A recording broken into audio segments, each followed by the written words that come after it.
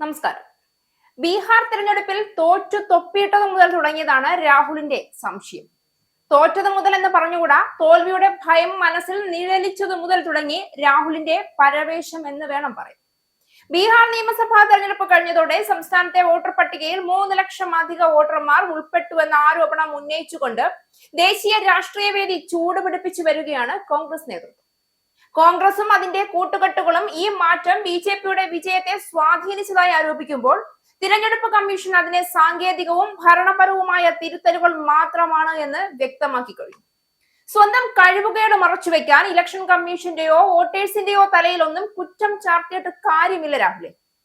വ്യക്തമായി ഇന്ത്യയുടെ ഭരണത്തിന്റെ താക്കോൽ കൂട്ടം താഴെ വെക്കാതെ കൊണ്ടു നടന്ന നീണ്ട വർഷക്കാലത്ത് എന്ത് ചെയ്യാൻ കഴിഞ്ഞു കോൺഗ്രസിന് എന്നുള്ളതിന്റെ കണക്കെടുത്തു നോക്കണം. വിരലിലെണ്ണാവുന്ന വികസനം പോലും ഇന്ത്യയിൽ നടപ്പിലാക്കാൻ തുടർഭരണം ഉണ്ടായിരുന്നിട്ട് പോലും കഴിയാതിരുന്ന കോൺഗ്രസുകാരാണ് ഇപ്പോൾ മോദി സർക്കാരിന്റെ വിജയത്തിന്റെ കാരണം കള്ളത്തരം എന്ന് പറഞ്ഞ് പഴിക്കുന്നത്. ഇതൊരു തരം ഗതികേടാണ്.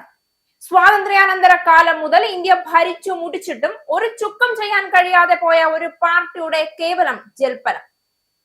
വോട്ട് ചെയ്താൽ ലക്ഷക്കണക്കിന് വരുന്ന വോട്ടേഴ്സിനറിയാം മനസ്സുകൊണ്ട് അവർ ആർക്കാണ് കൈയടിച്ചത്, ആരുടെ പേരിലാണ് തങ്ങളുടെ വിലപ്പെട്ട സമ്മതിദാനാവകാശം രേഖപ്പെടുത്തിയത്.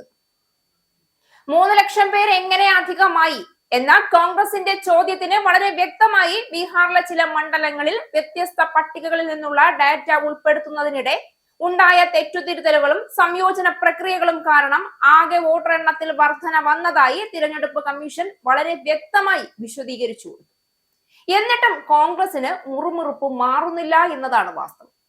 ഉദാഹരണത്തിന് പഴയതും പുതിയതുമായ പട്ടികകൾ സംയോജിപ്പിക്കൽ, പുനഃപരിശോധനയ്ക്കിടെ കുടിയേറിയവരുടെ പേര് ചേർക്കൽ, മരണമടഞ്ഞവരെ നീക്കം ചെയ്യൽ എന്നിങ്ങനെ വലിയ അഴിച്ചുപണി തിരഞ്ഞെടുപ്പിന് മുൻപ് നടന്നു കഴിഞ്ഞു എന്ന് രാജ്യത്തെ വലിയ പാർട്ടിക്ക് ഇനിയെങ്കിലും കുറഞ്ഞ പക്ഷം ബോധമുണ്ടാകേണ്ടതുണ്ട്.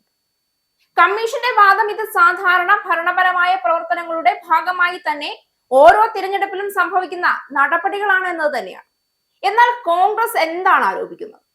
കോൺഗ്രസും ചില പ്രതിപക്ഷ നേതാക്കളും പറയുന്നത് ഈ വർധന സംശയകരമാണ് എന്നാണ്. വോട്ട് ചോരി നടന്നുവെന്നും ബി.ജെ.പിക്ക് അനുകൂലമായ കൃത്രിമ പ്രവണതകൾ ഉണ്ടായിട്ടുണ്ടെന്നും.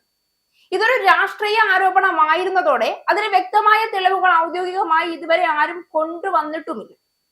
തിരഞ്ഞെടുപ്പ് കമ്മീഷൻ തന്നെ പ്രസ്താവിച്ചത് പരാതി ഉണ്ടെങ്കിൽ പരിശോധനയ്ക്ക് സന്നദ്ധരാണ്, തെളിവില്ലാത്ത ആരോപണങ്ങൾക്ക് സ്ഥാനമില്ല എന്ന് തന്നെയാണ്.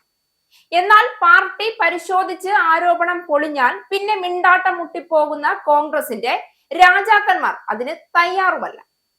തിരഞ്ഞെടുപ്പുകൾ ഇന്ത്യയിലെ ഏറ്റവും ശക്തമായ ജനാധിപത്യ സംവിധാനങ്ങളിൽ ഒന്നാണ്. എങ്കിലും ഓരോ തിരഞ്ഞെടുപ്പും കഴിഞ്ഞാൽ ഉയരുന്ന തെറ്റായ വോട്ടർ പട്ടിക, ഇ.വി.എം, വോട്ട് മെഷീൻ ചതിച്ചു പോലുള്ള ആരോപണങ്ങൾ ജനങ്ങളിലെ വിശ്വാസം കുറയ്ക്കുന്നുണ്ട്. വോട്ടർ പട്ടികയിലെ പിഴവുകൾ ചരിത്രപരമായി എല്ലാ സംസ്ഥാനങ്ങളിലും ഉണ്ടായിട്ടുണ്ട്. ഭരണപരമായ പിഴവുകളും ജനസംഖ്യാ നീക്കങ്ങളുമാണ് ഇതിന്റെയൊക്കെ പ്രധാന കാരണങ്ങൾ. ഇതിനാൽ പ്രക്രിയയെ കൂടുതൽ സുതാര്യവും സാങ്കേതികവുമായ രീതിയിൽ നവീകരിക്കുക തന്നെയാണ് ഏക വഴി. അത് മോദി സർക്കാർ അധികാരത്തിൽ വന്നതിന് ശേഷം വളരെ വ്യക്തമായി ചെയ്തിട്ടുമുണ്ട്. ബീഹാർ തിരഞ്ഞെടുപ്പ് ഫലത്തെക്കുറിച്ചുള്ള വിവാദങ്ങൾക്കൊപ്പം ഇന്ത്യയുടെ സമഗ്ര വികസന ചർച്ചകൾ വീണ്ടും ദേശീയ വേദിയിൽ ഉയർന്നു കഴിഞ്ഞു. കേന്ദ്രതലത്തിൽ കഴിഞ്ഞ വർഷങ്ങളിൽ നടപ്പിലാക്കിയ പ്രധാന വികസന മേഖലകൾ ഈ അവസരത്തിൽ മറന്നുപോകാൻ പാടില്ല. അത് ഓരോ ഇന്ത്യക്കാരനും ഓർത്തു വെക്കേണ്ടതാണ്. ഹൈവേകൾ, റെയിൽവേകൾ, വിമാനത്താവളങ്ങൾ തുടങ്ങിയ അടിസ്ഥാന സൗകര്യ വിപുലീകരണം, യുവജനങ്ങൾക്ക് തൊഴിൽ പരിശീലന പരിപാടികൾ, ഡിജിറ്റൽ ഇന്ത്യയുടെ വ്യാപ്തി, ഓൺലൈൻ സേവനങ്ങൾ, സർക്കാരിനും പൗരനുമിടയിലുള്ള അകലം കുറച്ചത്, ഉദ്യോഗ സ്ഥലങ്ങളിലെ നിക്ഷേപ വർധന, ആരോഗ്യരംഗത്ത് എയിംസുകളുടെ വർധന, പ്രധാനമന്ത്രിയുടെ പല പദ്ധതികൾ, ഈ മേഖലകളെ ചുറ്റിപ്പറ്റിയാണ് ദേശീയ രാഷ്ട്രീയം ഇന്ന് കൂടുതൽ ചർച്ച ചെയ്യപ്പെടുന്നത്. ബീഹാറിലടക്കം ഒട്ടുമിക്ക സംസ്ഥാനങ്ങളിൽ കോൺഗ്രസിന് വിജയിക്കാനായില്ല. ഇതിന് പല പശ്ചാത്തലങ്ങളും വിദഗ്ധർ ചൂണ്ടിക്കാട്ടുന്നുണ്ട്.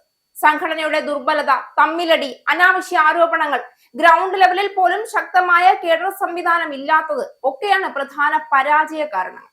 നയപരമായ അസ്ഥിരതയും പൊതുജനങ്ങൾക്ക് വ്യക്തമാകുന്ന വികസന നയം കോൺഗ്രസിന് മുന്നോട്ട് വയ്ക്കാൻ കഴിയാതെ പോയതും, യുവജനങ്ങളുമായുള്ള ബന്ധം കുറഞ്ഞതും, തൊഴിൽ, സ്റ്റാർട്ടപ്പുകൾ പോലുള്ള മേഖലകളിൽ യുവാക്കളുടെ പിന്തുണ കുറയുന്നതും, പ്രാദേശിക സഖ്യനയത്തിലെ തെറ്റായ നീക്കങ്ങൾ, അങ്ങനെ എണ്ണി പറഞ്ഞാൽ ഓരോ സംസ്ഥാനത്തും പാർട്ടിയുടെ നിലപാട് വ്യക്തമായതല്ല എന്ന ഉറച്ച അടിത്തറയില്ലാത്തൊരു പാർട്ടി എങ്ങനെ രാജ്യത്തെ നയിക്കുമെന്നത് ചോദ്യമാണ്.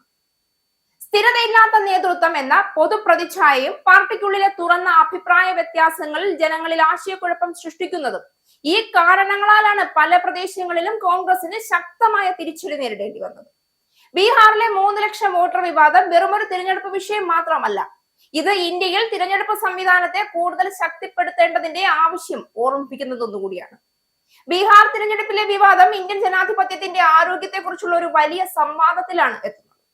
തിരഞ്ഞെടുപ്പ് കമ്മീഷന്റെ വ്യക്തതയും ഭരണപരമായ വിശദീകരണങ്ങളും കണ്ടെത്തലുകളും എല്ലാം കൂടി വിലയിരുത്തുമ്പോൾ വോട്ടർ പട്ടിക മാറ്റം ഒരു ഭരണപരമായ പ്രക്രിയ മാത്രമായിരുന്നു എന്നത് വ്യക്തമാണ്. ദേശീയ വികസനവും ഭരണ നയങ്ങളും സംബന്ധിച്ച വലിയ ചർച്ചകൾ മുന്നോട്ട് പോകുമ്പോൾ രാഷ്ട്രീയ മത്സരങ്ങൾക്കപ്പുറം രാജ്യത്തിന്റെ പുരോഗതിയാണ് പ്രധാനമായത് എന്ന് ജനങ്ങൾ പ്രതീക്ഷിക്കുന്നുണ്ട്. കുറഞ്ഞ പക്ഷം നല്ലൊരു പ്രതിപക്ഷമെങ്കിലും ആകാൻ കോൺഗ്രസിന് ഇനിയെങ്കിലും കഴിഞ്ഞില്ല എങ്കിൽ പാർട്ടി പിരിച്ചുവിട്ടുകൊണ്ട് ഇന്ത്യക്ക് മറ്റൊരു മികച്ച ശബ്ദമുള്ള പ്രതിപക്ഷത്തിനെയെങ്കിലും കൊടുക്കണം കോൺഗ്രസുകാരെ.